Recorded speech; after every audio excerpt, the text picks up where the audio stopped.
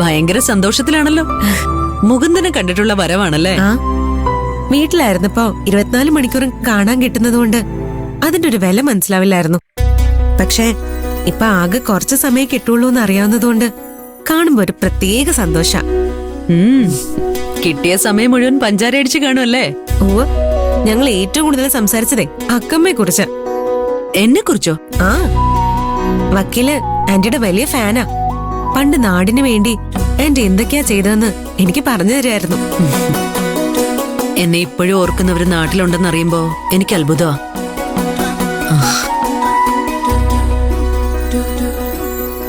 ഇക്കാലത്ത് കൂടെയുള്ളവർക്ക് വേണ്ടി നല്ലത് ചെയ്യുന്ന എത്ര പേരുണ്ടാവും? എല്ലാവർക്കും സ്വന്തം കാര്യം അത്രേ ഉള്ളൂ. ആന്റി സഹായിച്ചവരുടെ മനസ്സിൽ ആന്റി എന്നും ഉണ്ടാവും.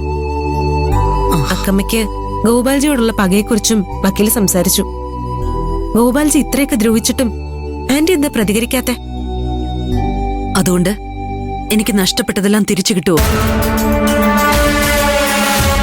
എന്റെ ഭർത്താവിനെ ഒഴിവാക്കാൻ വേണ്ടി ഗോപാലിനൊരു ആക്സിഡന്റ് നടത്തി.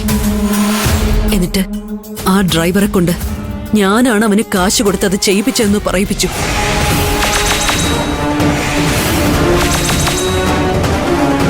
എന്നോടും എന്റെ ഭർത്താവിനോടും അയാൾക്ക് ശത്രുത തോന്നാനുള്ള കാരണം എനിക്ക് മനസ്സിലാവും.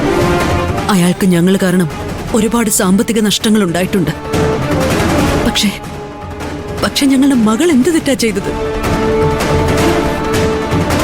അച്ഛന്റെ കൂടെ പോണോന്ന് വാശി പിടിച്ച് അവള് കാറിൽ കയറി പോയതാ. എന്റെ ഭർത്താവിന്റെ കൂടെ ആ ആക്സിഡന്റിൽ അവളും പോയി.